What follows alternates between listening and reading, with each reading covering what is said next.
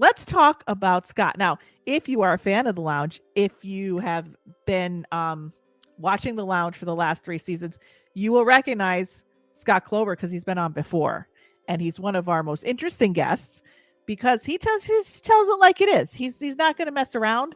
If your energy needs a little bit of a hit over the head, he's going to let you know. He's no BS. Okay, so we're going to talk about the difference with his work as we're coming up here. So I'm going to tell you a little bit about Scott, and we're going to bring him on. So, intuitive energy healer Scott Clover helps people connect to their own energy so they can learn to heal themselves. Interesting. Because what I teach people now is to learn how to get in touch with their intuition themselves so they don't have to get it externally. He is a certified practitioner of focalizing, which I want to talk about, a somatic-based technology for changing the body's energy patterns for areas such as trauma relief, anxiety, and positive creative uses. This is so cool. Scott has led workshops internationally on topics such as energy healing, addiction recovery, sexual health, and more. Currently, Scott teaches classes regarding the topics of self-acceptance, reducing judgment, and intuitive energy healing. Mr. Clover has worked with masters in the fields of archetypes, energy release, chakra systems, and providing guidance through intuition. And Scott has been in practice for over 7 years with many testimonials that describe several areas where people have received positive benefits as a result of working together. Scott is based in New York City and can work with clients remotely. To learn more, we're going to put up his stuff in just a minute, but I'd like to bring him on the show. And let's pull him up here. Welcome, Scott. Hi. How are Welcome, you? everyone. I'm well, thanks. Awesome. Well, it's good to have you back on the Lounge for the opener of the season. I appreciate you having me. Yeah, we appreciate you being here. So I was, obviously getting ready for the show. And I was like, I have a question for Scott, which I kind of feel like I kind of know where you're going to go with this, but I'm just wondering where you're going to go with it because I have had many sessions with Scott and I don't recommend people I haven't been to. And let me tell you that you think, people, you're going to go get energy healing. You're going to lay on the table. You're just going to relax and they're just going to pull the stuff out, right? Not with Scott. He makes you work for it. Okay. So by the time you're done, you did the work of releasing. And I think that's even more powerful. So I want to ask you, Scott, everybody kind of hears about Reiki, right? What's the difference between your work with the focalizing and Reiki? How is what you do different and how is it more effective or is it just different and for different types of people? Okay. So focalizing is just one of the many somatic technologies that I use. It's just something that I did for 10 years before I went into private practice. So focalizing is essentially just a way of merging opposite energies. A lot of us live in polarities. And so when we speak of that term focalizing or somatic experiencing, focusing, those kinds of terms, or those modalities, it's essentially merging opposite energies in your body to find regulation as opposed to a sense of polarity. A lot of people, a lot of times I'll say to people, hey, do you feel like you're playing tug of war with someone or yourself? And they'll say, yes. And I'll say, put the rope down. Okay. And when they do that, it's almost like their hands release. They're like, oh, I've been pulling on that with my sister. I've been pulling on that with my cousin or myself for so many years. I'm exhausted. And I'm like, why pull? Why challenge yourself anymore? If you've been pulling for 30 years, it's not working. You do the opposite, let it go. But in focalizing, it's essentially mixing your yellow energy and your blue energy that doesn't suit you, and you make green energy, which is something new. So it's two of your energies harmonizing, converging, if you will, and that creates a new third energy. So why is it all those different colors? Like, could I say it's orange, black, and gray, or does it have to be blue? No, you're thinking of it too literally. Okay. It's I have trauma in my body. What's the opposite of trauma? Joy. You mix joy and trauma together and something new comes out of your body. Because we don't want to live in always a constant trauma state, nor are we capable of living in a constant joy state. Those are two polarities essentially. But wouldn't it be neat if you lived somewhere in between so you felt balanced, right? Then you could swing over to joy, and if you dipped into trauma or past things that bother your system, your nervous system, you can bring them back to the center quicker as opposed to staying over in your trauma space. So do you ever really release your trauma, or is it just always there and you just have more capacity to stay in the middle and to regulate your nervous system, but that part of you is just always there? Or do you have the capacity to release that? Well, it's more of a transmute than a release. Mm-hmm. For example, if I said to somebody, tell me about that day, that Wednesday afternoon on that summer morning when you were 9 years old and you were riding your bike to your friend's house. Well, you don't remember that because that happened so frequently. But if they tell me that morning that you were riding your bike and you got in an accident, your brain is going to be able to retell that moment because it locked in. When you had that bike accident at the age of, say, 6 or 9 or something, that experience is new to your body, so your body doesn't know how to process it. So it creates a tension or a kink or a hose. And if you don't release that tension, kinked hose, you're going to always have it in your mind's eye or your emotional story. So if you go in and you let that trauma release, you said breaking the patterns in earlier, and it's Right, more right. like releasing a pattern or unfurling from a pattern. Most people don't like to break anything. That's like saying, I want to lose weight. Well, you don't want to lose your phone. Okay. So you want to transmute the fat into energy. You want to transmute the painful trauma memory into something that doesn't bother you anymore. So it's not that we say that bike accident never happened. It's that your nervous system doesn't have to react to it as a new experience. Okay. Have you ever seen a child given, like a baby, given a lemon or a lime for the first time and their parents all laugh because the baby goes, Mhm. "Nyeh, nyeh, nyeh, nyeh, nyeh, nyeh, nyeh."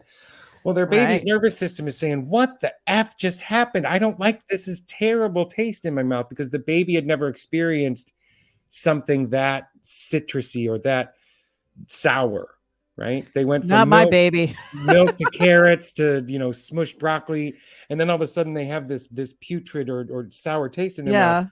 That's a new experience for them, and their body has to process the new experience. If the new experience is too traumatic or too outside the realm of what they understood or have experienced in their past, then that's going to create a memory that's going to be a little confined. And this generally happens between in utero to the age around 6 or 7. Mm. When you and I were older, it was generally around 7. But my younger clients, or just my clients' children, when we speak of their energy, they're generally coming into their own a little more at 6 then. So it's somehow sped up by a year over the last 20, 30 years. But Okay. when something happens in that time when your subconscious is trying to form between 1 and 7, and it's a new experience, your mind has to place it somewhere. If it's too new or too jarring of experience, it gets placed in another section that has sort of a recall loop. And then your subconscious recalls that loop anywhere to 30, 40, 70 years old. It's still So recounting. could that loop be just bodily sensations because you don't have access to, Sure, like, if could you can these be feel it like in the just body. somatic symptoms? Correct. Like, yeah, so it doesn't have to be an actual memory. Well, it's something that happened. Right. Your system remembers it, but it's not a memory in your mind. Most people don't remember before the age of 6 or 7. Why? Okay. Because that's when the subconscious is still forming. I But if see. something traumatic happened before the age of 7, your body and your sympathetic nervous system is going to remember it as something that it needs to be on alert about. And until that's released or that memory is smoothed out and it falls in line with all the other memories that you don't remember, it's going to stick out in your timeline and go bip, bip, bip. So if Now you I've recount it, let me give okay. you an example. Yeah. When you're 4 years old and your brother keeps hitting you on the arm and you don't like it because it's like he's taking your power away because he's proving that he's more powerful than you. And he keeps hitting you on the arm at the age of 4. And then you get older and you're 35 years old and you go into your boss's office and he yells at you about something and you leave your boss's office and your arm hurts in the same spot. Mm. That's because your power was compromised by a male older than you. So Interesting. that's the pattern that gets rehashed 30, 40 years later. Mm-hmm. It's in the sympathetic and the parasympathetic nervous systems. Now, could you, just for people that don't know what those systems are, can you kind of break that down for our Sure. So guests? yeah, it's really, these terms need to be updated because they're very confusing. And when I Yeah. even say them, I have to remember which one's which one's which. So there's generally 7 stages of the fight or flight response, how our body contracts. And people get stuck in one of those 7 layers. Narcissists are stuck in 7 What does or that mean? 6. It means that they're not able to come down, and their self-hatred is so permeating in their bodies that they can't release it. They may cover it up and act normal, but inside their nervous systems are activated in a way that other people's aren't. That was So just an extreme example. why do narcissists go to the level 7? Like, where does that come from that they go there? Childhood trauma, not feeling Okay. loved, not feeling worthy, not feeling Mm. enough, having someone older than them or in their family bother them to such a degree that they have to place their self-hatred inside and then never let it out, so it just sits there and festers. Mm. I mean, we've got some world-class narcissists in our public domain right now, and Yeah. Are they like, there's I not keep a lot of hearing, self-love. I just keep hearing that they're like, that's a term that everyone throws around nowadays, that everyone's a narcissist, blah, blah, and that they're not able to get better or heal. Is that like, do you work with anyone like that? Or is that really Generally, true? narcissists work with me until I get them to a point where they would need or have to change their behavior to feel better. Okay. And then they're like, no, I'm good. And then I don't hear from Yeah. them anymore. I get, so do you know that So you're working with a narcissist? not for the first couple weeks, but then generally I figure it out. Yeah. Or they And stop calling. so how do you know that it's just not them being afraid, their subconscious, their protector coming up, and they're a narcissist? Well, listen, I'll work with anybody if they show up for me. A lot of my clients have been with me a long time because they didn't fit into the psychology or therapy model. Right, So right. they speak energy better than the psychotherapy. And so they see me on a regular basis. Yeah. But as I said, people see me or don't see me for myriad reasons, mostly as they're not ready to change. And Mm, most narcissists are unable to. that's So sad. there's a Yeah. handful of them that have become somewhat self-aware, but for the most part, either they're covert narcissists or they're malignant narcissists. There's all different kinds these days. I mean, it's the buzzword. Last year, Yeah. the dictionary's word of the year was gaslighting, Yeah. right? Yeah. Yeah. So I Yeah. don't want to delve too much in that because if you're a narcissist, you're probably not listening to this podcast. Right. Right. Yeah. So, But right? we have a lot of empaths here who probably have narcissists in their life. Correct. And Yeah. that's what I want to talk about. And so Yeah. I don't want to speak about breaking the patterns as more as transmuting, releasing, or unfurling those patterns. So back And, to my original question, because yep, people I'm ready. understand Reiki. So is this more effective than just laying on a table, letting somebody put their hands on you and giving you healing Yes. energy? I Or is don't this, what's the difference? I don't know if I've ever had a Reiki session. I sort of leapfrogged way over that when I Okay. started healing people. Right. And so generally laying hands is tough for people that aren't trained very well. It's a nice moment to have, but if the efficacy of someone else sending energy to somebody is not as strong as you doing the work yourself. Right. So you could get that relief from that session and feel good, but then you're going to like snap back to those patterns pretty It's quickly. likely that the pattern might come back or dissolve back into you because you didn't have much to do with it. It was a passive healing experience, and passive healing Yeah. experiences, for the most part, aren't as effective as if you're involved. Right. And I could say that too for people coming for intuitive work. They're just, if they're Mhm. coming for just like relief of their anxiety, and for me to tell them that their future looks great, which I don't do, because I don't believe in that. I believe we're a series of choices. You have free will. But like, it's the difference between people who want to work on themselves, take action, and create a better future than somebody who's just coming for relief because they want to Right. control the outcome. So So there's it's very different. two of the most difficult things in releasing a pattern from our childhood that I've seen lately, particularly in my client work, is if you're unable to acknowledge that your parents are fallible or were Mm, fallible when you were a child, then you're going to have a hard time healing the deep rooted things inside of you. Parents are great. Some parents aren't so great. Some parents are terrible. But to go and believe that your childhood was your fault because your parents weren't able to rise to your occasion is a really maligning energy for a lot of people. And if you can sit down in midlife and say, wow, my father or my mother or my caretaker, they may have tried their best, but they just weren't able to be there for me. Instead of the child saying, I'm doing something wrong because something's wrong in my family.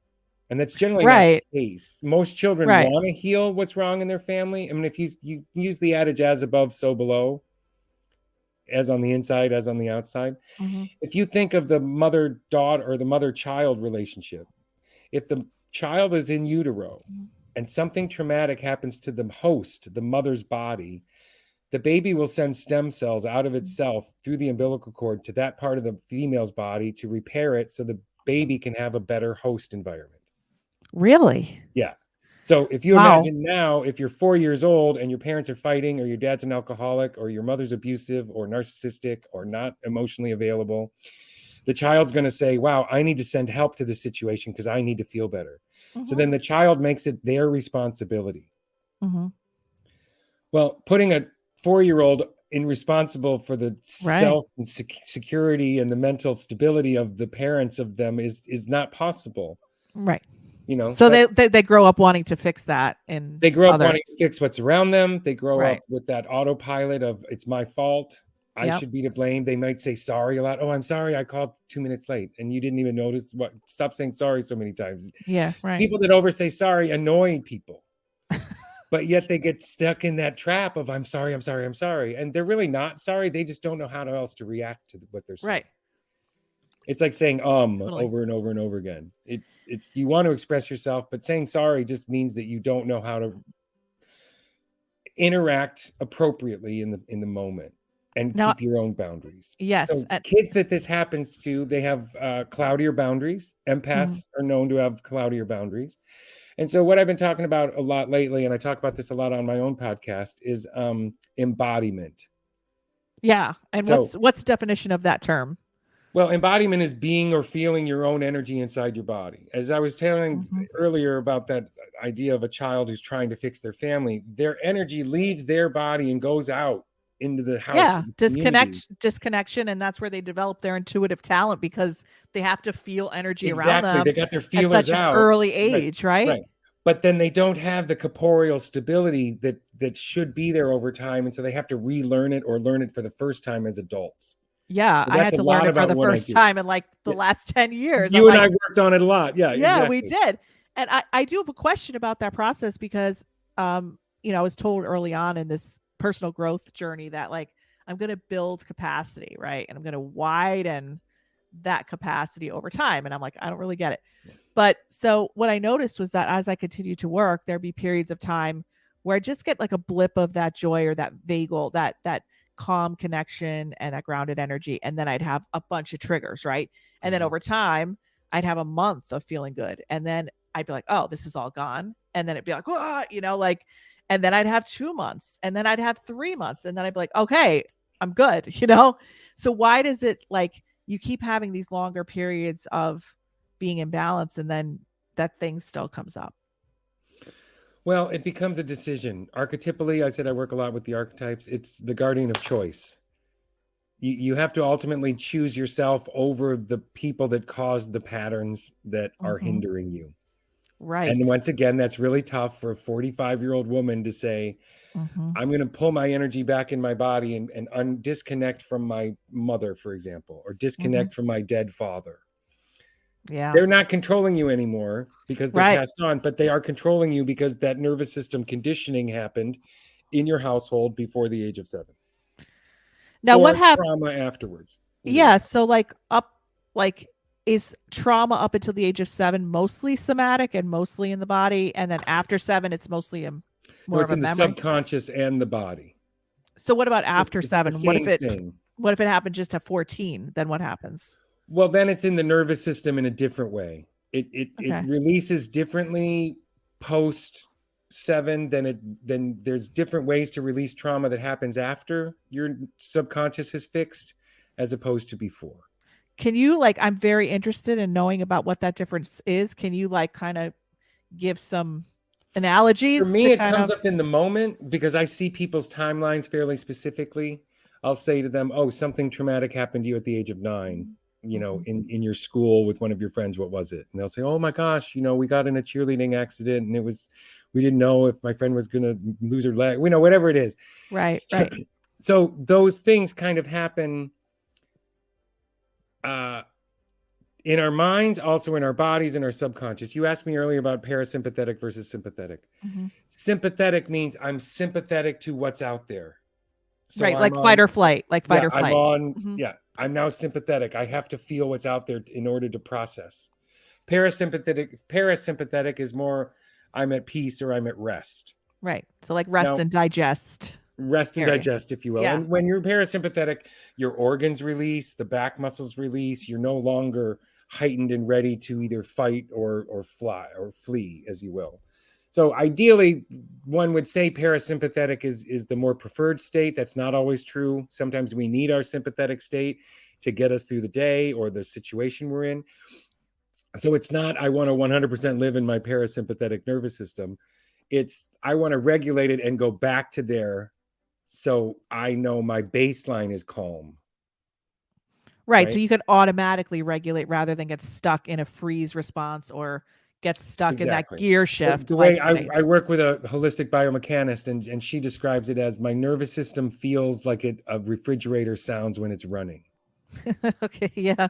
And some Yeah. people have nervous Yeah. systems, and some people you meet them and you think they're stoned all the time because they're just so chill, Yeah. right? And those people very rarely like to hang out together because their energies are too discordant. I Mhm. spoke to a very rapid speaking New York Latina businesswoman the other day, and she spoke so fast and so quickly that I needed to take a break after our phone call because I was trying to meet her where she was, and I realized, wow, my state is heightened just by interacting with someone whose energy is higher than mine or more Yeah. rapid than mine, and I needed to take 15 minutes and calm myself down because I didn't prefer to be heightened like that. Right. That's her preferred state. That's not my preferred state. But I could meet her where she was, but I needed to come back down afterwards. Right. That's just an example. Yeah, and I realized from doing my own work too that my system didn't automatically self-soothe or regulate back in the day. I was just like, I'm stuck in fight or flight, and that's where I'm stuck for days. And Right. I'm like this. I didn't even realize how tense I was. And now it seems like the more work you do, the more you auto soothe, like the more your nervous system starts to know what to do over time, and you can actually soothe. Right. It's your nervous system. It's your endocrine system. It's they all sort of work in tandem, but it's your subconscious that holds your bones and tendons in place. Mm, So if you have a misaligned body part, it could be from a potential trauma that you had 30, 40 years ago, or a fight or flight state. really? It's just Wow. never relaxed. Yeah. Like attached at the hip or pain in the neck. It's kind of like literal. Well, those I could go on for hours using energetic expressions that we use in every day that are actually Yeah. describing energetic processes. But uh wait, what was your question? Well, let's go back to my question before that I really want your insight on. Please. What's like, let's say somebody had a really great childhood and their parents were caring, loving, and everything. They hit like teenage years and all of a sudden, things got bad. Maybe their parents divorced or they were treated different. Like their trauma started like as a teenager. What kind of are they different from the people that had trauma before 7? And how are they able to process that? Well, different is a judgment. So they just are themselves, I guess. It's how it affects the body. Is it profound or less profound? Is the loop in the mind or is the body actually holding on to the trauma? And those are something I can differentiate in the moment. So is it easier to heal if you're older? If it happens when you're older, not necessarily. It just Okay. depends on the trauma and how it affected you. It's really what are you holding on to that you need to justify? If you can justify and regulate it, it will release in terms of being a blip on your radar in your past history. We're trying to Okay. smooth out the blips and we're trying to smooth out the wrinkles that happen in your history. And Yeah. quantifying them isn't that important as to when or where they happened. It's how your body reacted to it. Meaning, if you have twin brothers and the same thing happens to both twin brothers, one of them is going to be differently affected than the other just by their epigenetic makeup. So Right. it doesn't help to really gauge or distinguish which one's more powerful or less powerful. It's, are you ready to deal with it? Okay. Now And you if you're go ahead. not, then we ask, why am I not ready to deal with it? And it's mostly because you feel like you're going to intimidate or bother someone in your past. A lot of times I ask my clients, what are you afraid of about being embodied? I don't know. I feel like I'm going to get in trouble, they say. And I say, Okay. okay, who are you going to get in trouble from if you do a body drop, if you drop into your own body?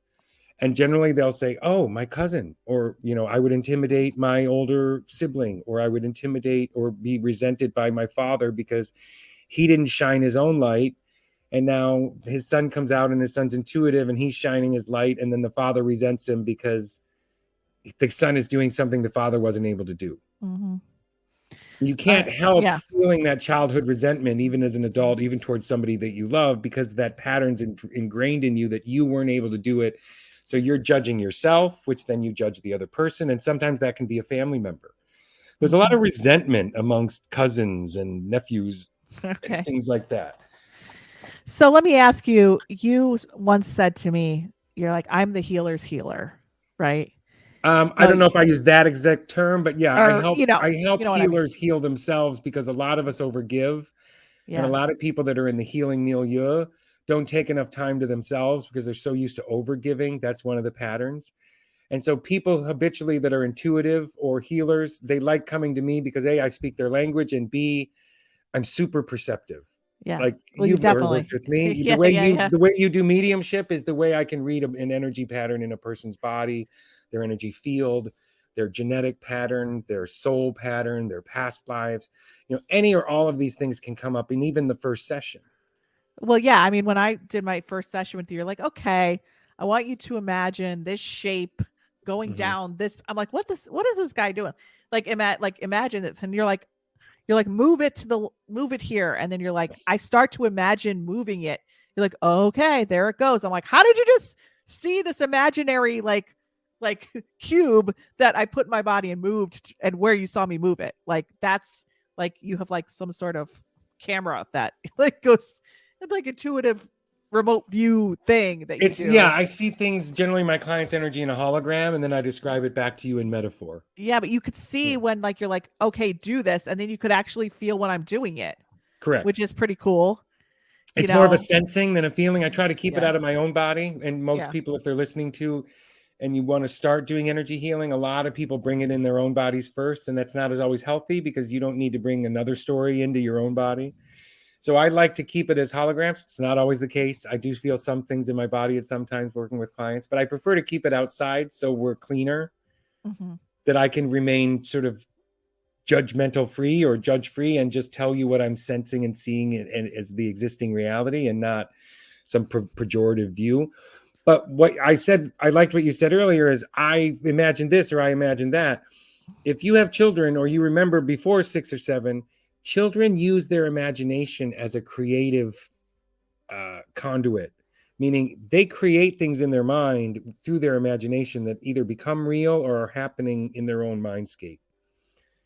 So that idea that children's imagination is also a pathway to creation, I like to remind older people, my clients, of that.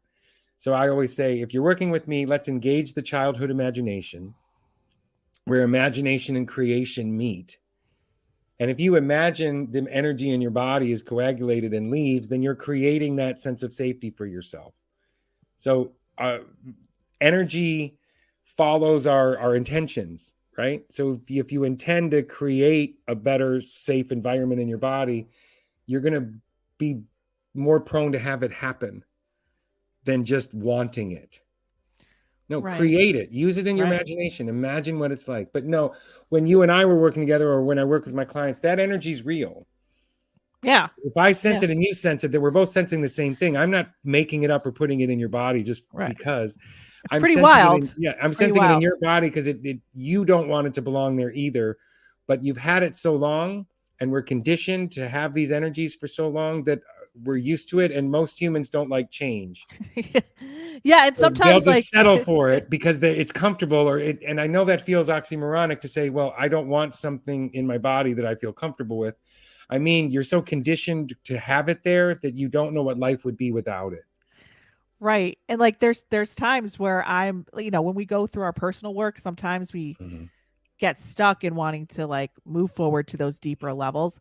And there have been times where I was just like really not in a good space. And you would like text me, be like, "Are you ready?" like I think it's time. You want to set up a session? I'm like, "Oh, Scott, I guess I have to do this." So even I can become resistant, because it's sometimes not comfortable. So Correct. if somebody in the chat or somebody that's viewing tonight wants to like see if this might be for them, Mhm. what would be the ideal, situation or for you and for them that would be a good fit? Well, a lot of people are like, oh, I like what you said about the parasympathetic or the imagination, or that's the way I see the world. I have a podcast where I talk about intuition stuff, not so much healing, I'll put which that is my up. profession. The podcast is more information I would have liked to have been exposed to in more of a concise way. I went and extrapolated from, myriad different sources all over the place. And I thought, wow, I really would have liked it all in one place. And so I strive to put in there things I want people to know about and understand about their own energy and intuition in general. But I use the principles I talk about in my podcast in my healing work. Okay. Yeah. So is that the first step for people to like go to your podcast and listen, or Yeah, go is to the there? podcast, go to the website and read some of the testimonials because they're all over. They're from all over in different circumstances, different genders and ages of people. I run the gambit with my client work. I would say most of my clients are middle-aged women trying to reclaim their power, which is what my astrologer said I was destined to do. And I thought, Yeah, wow, it's true. that's awfully specific, seeing as how I look at my client work, and it's like 60% are middle-aged women, yearning to get their power back. So I want to go back to embodiment. Yeah. If you're not in your body, something else is. Whoa. Oh, wow. I Think said about that it. last week on my Think own about it. That's podcast, and I good. went, "Whoa, what?" I That know. is I good. That is good. And so, yeah, because most intuitive, like I didn't know that I wasn't in my body all the years I was doing the mediumship, my intuitive. I couldn't. most people don't. Yeah, like how, like why should people go back in their body? Because it's like kind of nice out there. You don't have to like really be present or connect to anything around here because it's much more comfortable out there. Why would you I want to don't come know back? if I agree with that statement. I think Well, it's more if you have comfortable for people. trauma, Yes, if you have yes, trauma, you don't feel yes, comfortable in your own body. that's But right. once you do the work, and sometimes it takes months, even years, Yeah, years for people to years. get back, years for people to reclaim their nervous system. But I got to tell you, my clients that do it, we just smile. We work and we smile and we giggle at this point because they're just so happy to be home. Yes, coming home, that feeling There's of only, home. a lot of spiritual people, which I don't consider myself that one of those. Come back to your home. Come back home. Well, guess what? Your home inside your body is the only home you'll ever have for real. Mm-hmm. You could move apartments. You can buy a new house in a different neighborhood. Your physical body and your auric energy is what you have as your individual possession, and really the only one that you do have. Yep, So that's right. if you come home to roost and you stay in your body and you present to your friends and family from your body, you're just more authentic. Mm-hmm. You're not leaving your body for other people's purposes, Mm-hmm. which makes people just feel better. Empaths that learn boundaries are not assholes, right? Yeah. Putting up a boundary Although is not everybody thinks they are because they're putting used up to a them. boundary. Yeah. Yeah, exactly. Putting up a boundary is not an offensive act to somebody. If people act like it's an offensive act, it's because they're used to taking advantage of you. Mm-hmm. And that's a relationship you're going to want to understand a little better. And a lot of times people that come back into themselves end up losing friends or family members who are used to taking advantage of them. Or the situation, or like the relationships might change to a different type of relationship. If the person that you're working with is also willing to change, if the person is locked in or narcissistic qualities, right, or they're gonna want to take advantage of you at the exact same level or more, and have that increase every interaction. Yeah, And empaths that learn boundaries, it's really tough at first. It feels like your skin is being set on fire. It feels like you've got sandpaper, that you're interacting in the world with sandpaper on your skin. But once you get over that, you really stand up a little taller. Your outlook's a little brighter. You have less of a spiritual malaise. This isn't an automatic switch. This takes months, years of understanding and training and self-appreciating. And what's the pot of gold at the end of the rainbow? So people could be like, yeah, I want to go through all that sludge to get here. What's the pot of gold? Embodiment and a self-regulated nervous system that you have control over.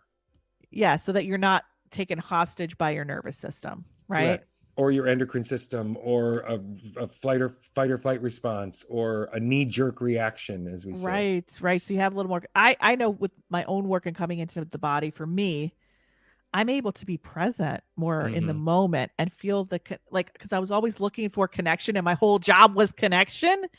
But yet I was looking for connection. I felt a void in my personal life of connection. When I came home, I was always looking for a home too. A lot of people do the geographic cures where they move all over the place looking for the right, but I'm like, you take you with you. Are you running to or from something? Yeah, you take you with you. So you're going to have the same problems that you had somewhere else. I like that. So, I realized that I was looking to feel like home around people, and I'm like, once I came into the body, I actually felt like home, like within myself. And I was actually more connected to the earth, to nature, to other people, but true connection, where I felt, and I'm like, oh, this is what I've been looking for. But before I was looking for it externally through career or work, whatever, shopping, whatever it was. In real estate, they say location. Yeah. Well, in my work, it's embodiment. If you want to work on your intuition, be in your body. Be as strong and stalwart in your body as you can, because I'm very fond of saying it's really challenging to put a big intuitive satellite dish on a flimsy structure. If your corporeal energy is dilapidated or somehow not strong enough to support your intuition, you're going to feel lopsided. Oh yeah. I know when my intuition came back, it was tough because my intuition is very like yours. We have a very strong prowess and a very strong ability that most people don't have. That doesn't make me any better or worse than anyone else. I'm a terrible artist. I can't play hangman because I'm such a bad, people are good at what they're good at. Yeah. You and I just have a certain ability, just as marathon runners have a certain ability. So using these abilities to help people is where I realized I'm going to feel more contented in my own life. I was in business for a while. I was really good at it, but it wasn't serving me. People were lying and people were screwing each other over. And I just was like, ooh, for some reason, even though I'm good at business, I don't feel good doing business. So I really like doing what I am, is what I say, because I know now through my archetypes that I'm a healer. Okay. So my question, I don't know much about your personal journey. Do you want to share anything with us about your, path to healing and how you got to where you are? Sure. In brief, I was a very intuitive child. Around 11 or 12, I remember specifically I was in the hallway of my middle school and I said, wow, whatever's making me different, whatever's making my friends think I'm weird, I don't need or want that right now. And I shut my intuition down. It wasn't accepted in my family. It's comes through my father's line. So my father was intuitive. He didn't access it. My grandpa drank every day. He didn't access it. So I was the first person in my line to really say, hey, I don't want to have this be a hindrance. I need this to be sort of an affirming positive energy in my life. And it took years. It took years of me understanding who I was, how it worked, coming out in midlife as an intuitive. And I did about 5 years of healing work before I got anywhere near a client. The woman I used to work with, we used to say, well, you wouldn't go to a surgeon with dirty fingernails. So right. Just because somebody is a Reiki practitioner because they took a weekend class, maybe that's not the right person because they may not be regulated in their own nervous systems enough to meet you where you are. So I worked very diligently and consistently for 5 years before I ever got near a client. Just because I didn't want to bring my stuff into their session. That's not fair. If someone's paying you to help you heal them, you don't want to bring your stuff into that session. And so that's what I did. I found the archetypal system. So I know my own archetypes. I work with clients. If you want to know your own archetypes, we do archetypal charts after a few months of working together. It's very best to get people's nervous systems a little more regulated before jumping right into the archetypes, because right. you need to understand who you are corporeally before you understand who you are sort of energetically. So that's something I did on my own. And that led me to realize that I do what I am, is what I say, because I have certain specific archetypes like exorcist and angel and healer that allow me to do what I do. Because for a lot of people, we always talk about it's their issue. And some people, it's not their issue. Some people actually have entities and things inside their energy fields that are telling them a false story. We hear a lot of kids saying, oh, I have an imaginary friend, or my little nephew has an imaginary friend. No, they're generally probably talking to somebody or something. And if you have trauma and you ask them to enter your body at 6 or 7 to help you, and you don't ask them to leave, they're not going to leave. So pretty much weekly, I pull 2, 3, I help my clients pull 2, 3, 4 times a week these old belief systems or these actual entities that have been asked or lodged in your system, and you don't realize it anymore because they've been there so long that it's part of you. And once they get released, people breathe better, people walk better, people talk better, they just feel better, because that parasitic environment or that parasitic energy, whether it has a consciousness or not, whether it's there to thwart you or just siphon your energy, it takes a lot for people to harbor those. And if you don't know they're there, you come to somebody like me and we find them, and then you do the work. I don't, for the most part, I would say 9 times out of 10, I engage with the energy enough to help the client release it on their own. If I went in and exercised energy out of someone's body, it's more likely it would come back because the person wasn't involved in the process. But if you're in the process involved and you know where it is and you feel it leave your body, and then you close the pathway that it came from, then it is less likely to come back. Right. This is great stuff. We're actually coming to the last 10 minutes of the show. And I want to invite the guests and people that are on here to feel free. I know we've talked about a lot of stuff. Feel free to ask a question now in the community, in the chat of Scott or of me. And while we're waiting for people to ask questions, let's go into, what you'd like to promote on the show, Scott. So, as I said, I have my podcast. If people are interested in intuitive energy, it's called the Intuitive Energy Podcast. And you can find it on Spotify and Apple and most of those places. And I'm starting a class next month called Coming Out Intuitive. Wow, I love that. Which I've trademarked. And it's all about the self-acceptance journey. The more you self-accept and you accept that you are intuitive and you can access it and hone it and utilize it for your betterment and the betterment of others, as opposed to judging yourself or feeling hindered by being different or feeling special. It's just, these classes are designed, as I said, coming out intuitive. We're all intuitive. It just depends on how much you feel that you can self-express that. I remember even when I first started doing clients, my friends would ask me, what are you doing for work these days? And I'm like, well, it's kind of a form of, that was 7 years ago. I was self-conscious about even saying this to people, but it's on my business card now. So cat's out of the bag. I'm an intuitive, I'm super psychic, but I couldn't even say that word 10 years ago. So it follows this journey of people feeling limited by their prowess. Well, don't be feeling limited by your prowess. Let your energy shine. Let it be seen. And if you feel comfortable enough being seen, or if you don't, then take the class and we help you through that. It's an intuitive self-acceptance journey. The more you accept who and what you are and accept the existing reality that your mind works a certain way, then you're less intimidated by expressing it to other people. Wouldn't it be cool if you went to your corporate job and you said, I had an intuitive hit about that this won't work, or I had an intuitive hit that this might work if we program the computer this way in your meeting to your manager? Corporate America ain't ready for that shit. They're just not ready for it. And yet I would rather work with somebody that says, I had a hit that maybe that's the process isn't going to work for our corporation. Really? Why? And sort of work it out. but wouldn't it be neat if we could talk more openly amongst ourselves about our intuition and not feel like we're all individuals? Because That's once right. the tribe gets created and that first chakra gets stronger, we're going to be more of a force to be reckoned with than we are now. You and I are still out on the fringes. Mm-hmm. And it shouldn't be that way, because the efficacy of what you and I do is just as appropriate as other modalities or other medical things. It's just, does your body speak energy or not? If it does, then go to somebody that speaks energy. Right. I think what you were saying about making sure that you're going to somebody that has done their own work is It's super super important. important. You know, if Don't you're go doing to your transformational work. neighbor. Yeah, don't go to your neighbor who did a weekend Reiki workshop, and that's the first attempt. Like, I don't teach mediumship to people to just, I actually teach a foundational program that goes, it takes years to get to me teaching mediumship.